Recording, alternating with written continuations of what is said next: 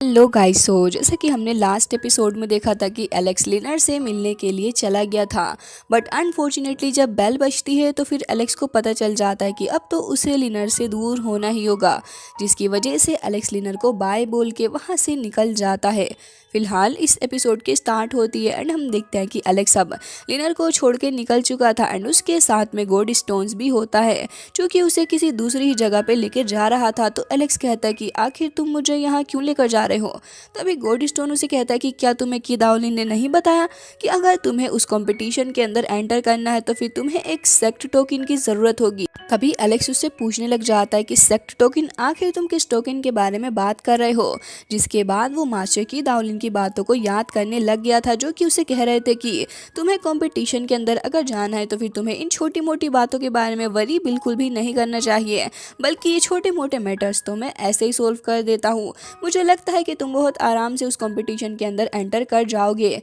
तभी फिलहाल प्रेजेंट में एलेक्स कह रहा होता है कि अच्छा जो कुछ भी हो, लेकिन मुझे उन्हें क्लियरली सब चीज़ों के बारे में पूछ लेना चाहिए था, क्योंकि फिलहाल तो मैं नहीं समझ पा रहा कि आखिर मास्टर किस चीज़ के बारे में बात कर रहे थे, बल्कि अब मैं और भी ज़्यादा कंफ्यूज हो चुका हूँ। तभी गोल्ड स्टोन उससे कहता है कि तुम परेशान मत हो, मुझे लगता है कि मैं ही तुम्हें इन सारी चीज़ों के बारे में बता दूंगा। तुम्हें इतना ज़्यादा सोचने की ज़रूरत नहीं है। वैसे मैं तुम्हें बता दूं कि ये जो कंपटीशन होने वाला है इसके अंदर 8 मिलियन कल्टीवेटर्स पार्ट लेने वाले हैं। तो एलेक्स तुम अंदाज़ा लगा ही सकते हो कि आखिर ये कितना ज़्यादा मुश्किल होगा एंड इतने सारे डिसाइबल्स वहाँ पे पहले से ही मौजूद हैं। तो मुझे लगता है कि तुम्हें इन सारी चीज़ों के बारे में पहले से ही सोचना होगा एंड कंपटीशन के अंदर क्वालिफाई करने के लिए मुझे नहीं लगता कि तुम्हें अभी से इतने सारे एफर्ट्स करने चाहिए। मैं तुम्हें एक जगह लेके चलता हूँ एंड मुझे लगता है कि जब तक कंपटीशन स्टार्ट होगा तुम अपने इस टोकन हासिल करने की प्रक्रिया को पूरा कर लोगे। तभी यहाँ पे एलेक्स पूछता है कि कंपटीशन में कितने दिन है। तभी गोल्ड स्टोन उसे बताता है कि चिंता मत करो, अभी हमारे पास 2 दिन बाकी हैं।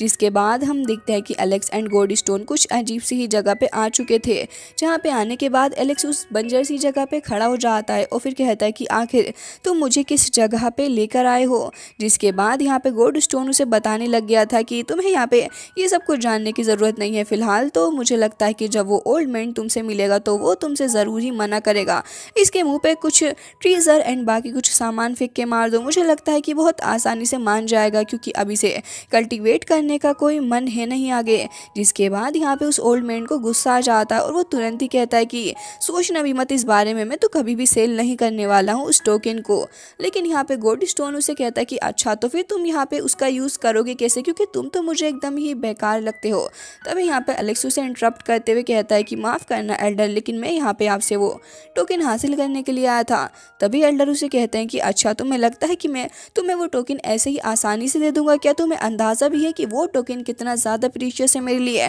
1000 ईयर्स पहले हमारे एल्डर यानी कि हमारे एंसिस्टर उसे इस जगह पे लेके आए थे, और मैं तुम्हें किसी भी हालत में उस टोकन को तुम्हारे हवाले नहीं करूंगा, समझे तुम। और अगर तुम्हें चाहिए तो सबसे पहले तुम मुझे कुछ हाई क्वालिटी के ट्रीजर दे दो और उसके बाद मैं सोच लूँगा इस मैटर के बारे में। जिसके बाद वो अपना मुंह बनाते हुए कह रहे होते हैं कि मुझे 3 डिवाइन ट्रीजर दे दो और उसके बाद जो तुम कुछ देना चाहो अपने पास से तो वो भी दे सकते हो। तो एलेक्स कह रहा होता है कि मैं बस आपको एक ही ट्रीजर दे पाऊंगा। ये सुनते ही वो कह रहे होते हैं कि चुपचाप यहाँ से चले जाओ, मैं इस समय बिल्कुल भी इंटरेस्टेड नहीं हूँ। जिसके बाद एलेक्स कह रहा था कि अच्छा चलिए ठीक है, जैसा कि आप कह रहे हैं मैं आपको एक ट्रीजर और दे दूंगा। बताइए ज़रा अब इस बारे में आपका क्या ख्याल है। मुझे लगता है कि ये ऑफर आपके लिए काफ़ी ज़्यादा अच्छा रहेगा, और अगर आप ऐसा नहीं करते हैं तो भी ठीक है। मुझे लगता है कि यहाँ पे काफ़ी और भी सेक्ट हैं जो कि शायद से इस डील को एक्सेप्ट कर लेंगे, क्योंकि ऐसा नहीं है कि टोकन सिर्फ आप ही के पास है। जिसके बाद एलेक्स तो वहाँ से निकल रहा था, लेकिन तभी वो ओल्ड मैन कहने लग जाते हैं कि अच्छा रुको मेरी बात सुनो, मुझे लगता है कि तुम एक काफ़ी ज़्यादा सिंसियर पर्सन हो, तो लाओ मुझे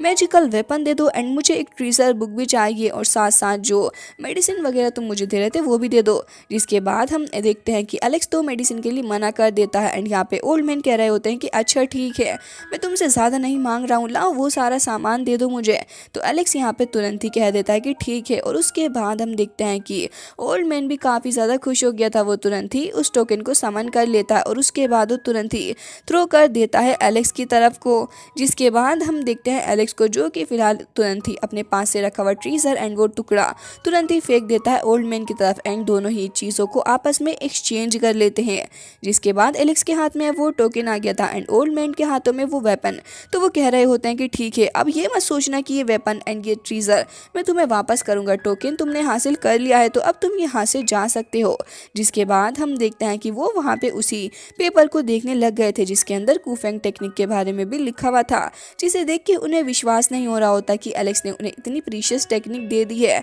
जिसकी वजह से वो काफ़ी ज़्यादा खुश भी थे। जिसके बाद यहाँ पे एलेक्स को देखते हैं जो कि फिलहाल वहीं पे खड़ा हुआ था और कह रहा होता है कि सीनियर, अगर आप चाहें तो आप फ्यूचर के अंदर मुझसे इस सामान को एक्सचेंज भी कर सकते हैं, मुझे कोई आपत्ति नहीं होगी। लेकिन तभी वो एल्डर अपने पास में सारा सामान रख लेते हैं क्योंकि उन्हें बहुत अच्छे से पता था कि एलेक्स ने उन्हें जो सामान दिया है वो काफ़ी ज़्यादा प्रीशियस है एंड आगे से उन्हें कभी नहीं मिलेगा। इसलिए वो तुरंत ही उसे रखते हुए कहते हैं कि अरे नहीं नहीं, तुम यहाँ से जा सकते हो एंड मुझे कोई दिक्कत नहीं है, मैं भी यहाँ से जा रहा हूँ क्योंकि मुझे काफ़ी ज़्यादा नींद आ रही है। और उसके बाद फिर तुरंत ही वहीं पे बैठ के अपनी दारू वगैरह पीने लग जाते हैं और फिर सोने वाले थे। तो एलेक्स कह रहा होता है कि अच्छा, अब मुझे ये बताइए कि अब जब मुझे ये मिल चुका है तो फिर क्या मैं इमोर्टल वैली के अंदर एंटर कर सकता हूँ। तभी वो कह रहे होते हैं कि अच्छा, तुमसे ये सब कुछ किसने कह दिया, मुझे तो लगता है कि ये तो असेसमेंट का फाइनल राउंड है, इससे पहले तुम्हें और भी काफ़ी सारे राउंड्स को क्लियर करना होगा जो कि अपने आप में काफ़ी ज़्यादा टफ होने वाले हैं एंड मुझे तो नहीं लगता कि तुम इमोर्टल वैली के अंदर इतनी आसानी के साथ में एंटर कर सकते हो लड़के,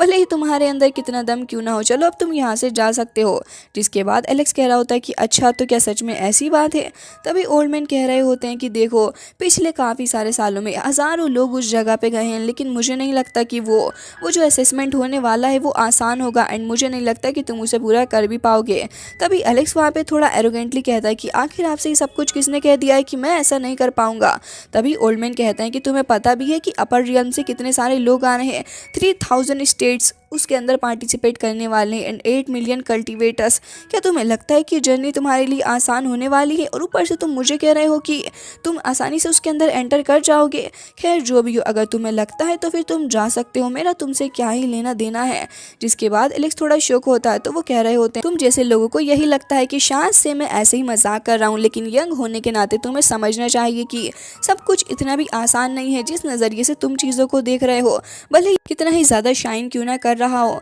लेकिन इसके पीछे काफ़ी खास डार्कनेस भी है एंड मुझे लगता है कि अगर तुम इन सारी चीज़ों को नहीं समझते तो फिर तुम इमोर्टल वैली के अंदर एंटर नहीं कर पाओगे, क्योंकि ये वैली अपने आप में लाइफ एंड डेथ से भरा पड़ा है। जिसके बाद एलेक्स को देखते हैं जो उनकी बातों को काफ़ी ज़्यादा ध्यान के साथ में समझ रहा होता है। ओल्ड मैन ने तो उसे एक पोइट्री भी सुना दी थी, जिसे सुनने के बाद एलेक्स समझ जाता है कि ये तो वाकई में काफ़ी ज़्यादा पहुंची हुई चीज़ है। और फिर वो कहता है कि भले ही इनकी आइज़ के अंदर डस्ट हो, भले ही इन्हें अब सब कुछ काफ़ी ज़्यादा यूजलेस लग रहा हो, लेकिन ये वाकई में काफ़ी ज़्यादा महान रहे होंगे। तभी वो वहीं पे पड़े हुए कह रहे होते हैं कि मुझे अंदाज़ा है कि तुमने मेरे बारे में थोड़ा बहुत तो गैस कर ही लिया होगा, लेकिन मैं तुम्हें बता दूं कि इतना सब कुछ करने के बावजूद भी इमोर्टल बॉडी ये बस एम्प्टी ही पड़ी हुई है एंड ये तो बिल्कुल ही यूजलेस रही मेरे लिए। जिसके बाद वो कह रहे होते हैं कि अब बस तुम चाहो तो तुम भी वहाँ पे मरने के लिए जा सकते हो एंड मुझे नहीं समझ आ रहा कि आखिर तुम फाइट कर किसके लिए रहे हो। जिसके बाद गोल्ड स्टोन कह रहा होता है कि ओए बुड्ढे, तू प्लीज़ चुप हो जा। एंड यहाँ पे एलेक्स भी शॉक हो गया था कि आखिर ये ओल्ड मैन किस तरीके की बातें कर रहे हैं।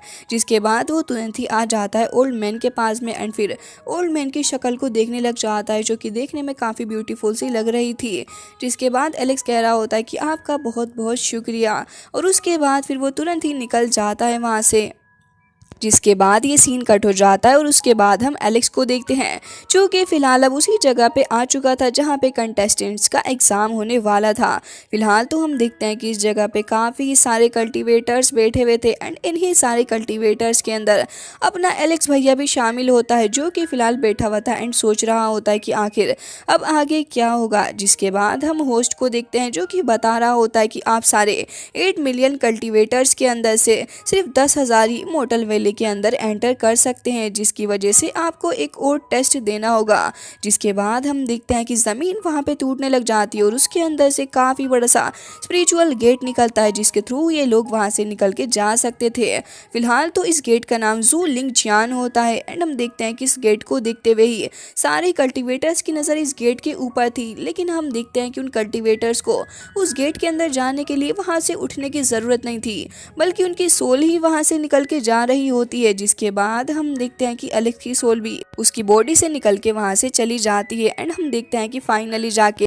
एलेक्स उस स्पिरिचुअल वर्ल्ड के अंदर एंटर कर जाता है, जहाँ पे हम देखते हैं कि एलेक्स के अलावा भी ढेर सारे कल्टीवेटर्स वहाँ पे आए हुए थे। तभी एलेक्स तो एक ट्री पे आके खड़ा हो गया था और कह रहा होता है कि मुझे सच में नहीं पता कि मैं यहाँ पे क्या करने के लिए आया हूँ। एंड उसके बाद हम देखते हैं कि यहाँ पे काफ़ी सारे इस लोगों को देखते हुए एलेक्स कह रहा होता है कि इन लोगों के पास कितनी सारी स्पिरिचुअल पावर है कि इन्होंने अपनी इतनी ज़्यादा स्पिरिचुअल पावर का इस्तेमाल करते हुए इतने ज़्यादा एक ग्रैंड वर्ल्ड को ही समन कर लिया है, बल्कि क्रिएट कर दिया है। मुझे नहीं समझ आ रहा कि आखिर इस सब का पर्पस क्या है। और एलेक्स का कहना था कि तभी वहाँ पे हम देखते हैं काफ़ी बड़ा से स्पिरिचुअल ड्रैगन निकल के आ जाता है और निकलते ही वो 2 कल्टीवेटर्स को तो ऐसे ही निकल जाता है, जिसे देख के एलेक्स भैया तो थोड़ा शॉक हो गया था। और उसके बाद हम देखते हैं कि वो ड्रैगन थोड़ा सा बौखला गया था और ज़मीन को फाड़ते हुए एलेक्स की तरफ कोई आगे बढ़ रहा होता है, लेकिन एलेक्स तो अपने होली विंग्स का इस्तेमाल करते हुए तुरंत ही उसके सामने से जाके बच जाता है। लेकिन यहाँ पे उस ड्रैगन को ये चीज़ बर्दाश्त नहीं होती है, बल्कि वो तो तुरंत ही एक बार फिर से एलेक्स के सामने ही आके खड़ा हो गया था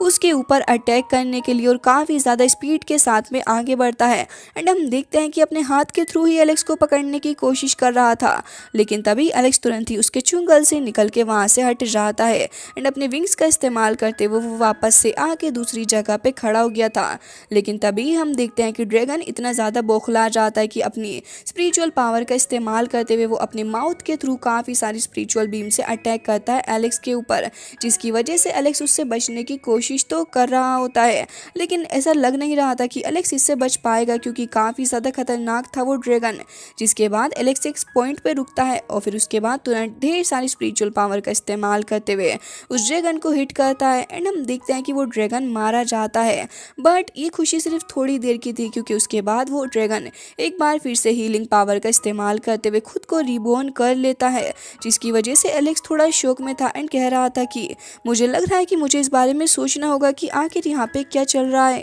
और आखिर मेरे अटैक करने से ये ड्रैगन मर क्यों नहीं रहा। जिसके साथ ये एपिसोड हो जाता है यहीं पे एंड आई रियली होप कि आपको पसंद आया होगा एंड मिलते हैं नेक्स्ट वीडियो में। तब तक के लिए bye bye, take care of yourself. And हाँ, ये एपिसोड कैसा लगा प्लीज़ कमेंट करके ज़रूर से ही बता देना।